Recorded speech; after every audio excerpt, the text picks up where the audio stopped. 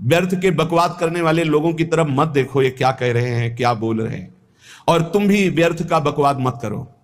अपने समय को कीमती मान करके निरंतर प्रिया प्रीतम का नाम जप करो, उनकी गुण लीला गाओ, उनकी सेवा में रहो। कभी प्रपंच की बातें, कभी प्रतिष्ठा का चिंतन, कभी नाना प्रकार के मान सम्मान का चिंतन, ये घुसने ना पावे हृदय में। बहुत सावधान रहना चाहिए साधक को। ऐसी बातें देखो मत, ऐसी बातें सुनो मत जिससे तुम्हारा हृदय उद्विग्न होकर प्रभु का चिंतन छोड़ दे। बंद करो अभी। अन्य लोगों के संग का त्याग कर दो, जो भगवत विमुख वार्ता करते हैं, संत निंदा करते हैं, दूसरों की निंदा करते हैं। कुछ हाथ नहीं लगता, ये लोग दुर्गति को प्राप्त होने वाले हैं। भक्तन निंदा अति बुरी भूल करे जिन कोई, किए सुकृत बहु जन्म के छिन्न में दारे खोए।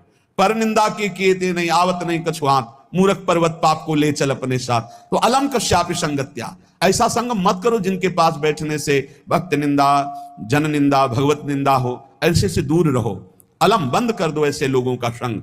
रात दिन हम श्यामा श्याम का नाम जप करेंगे, श्यामा श्याम के लीला गुण गाएंगे, श्यामा श्याम के ही धाम का शोभा का चिंतन करेंगे। जब तुम अपना जीवन श्यामा श्याम के चरणों में न्यौछावर कर दोगे तो पूरा भार श्यामा श्याम ले लेंगे और तुम्हारे हृदय में मस्ती आ जाएगी। जो ऐसा निश्चयी होता है, दृढ़ निश्चयी, उसके अंदर दृढ़ विश्वास, तो उसके हर समय भगवान की स्फूर्ति होती रहती है। भारी प्रतिकूलता में भी भगवान का सानिध्य अनुभव होता है। वो अनुकूलता में तो भगवान के दुलार को देखता है, लेकिन प्रतिकूलता में भगवान की विशेष कृपा को देखता है।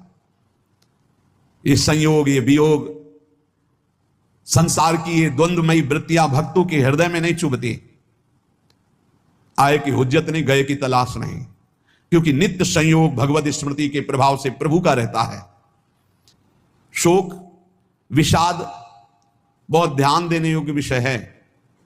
तभी लोगों को ऐसा लगता है कि ऐसा कैसे हो सकता है। भक्त के चरित्रों को जब सुनते तो लगता है ऐसा कैसे हो सकता है, ऐसी परिस्थिति में भी ऐसा कैसे हो सकता है।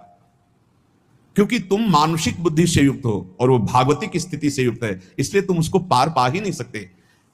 जब तुम अपना जीवन श्यामा श्याम के चरणों में समर्पित कर देते हो हृदय से, फिर उनकी कृपा से सब विघ्न दूर हो जाते, एक अपार मस्ती रहती है।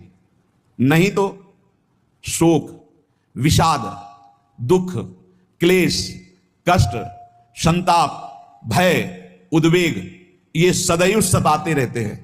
इसी से डिप्रेशन होता है। बार बार नकारात्मक चिंतन, शोक, विषाद, दुख, चिंता, क्लेश, संताप, भय, उद्वेग, यही पूरे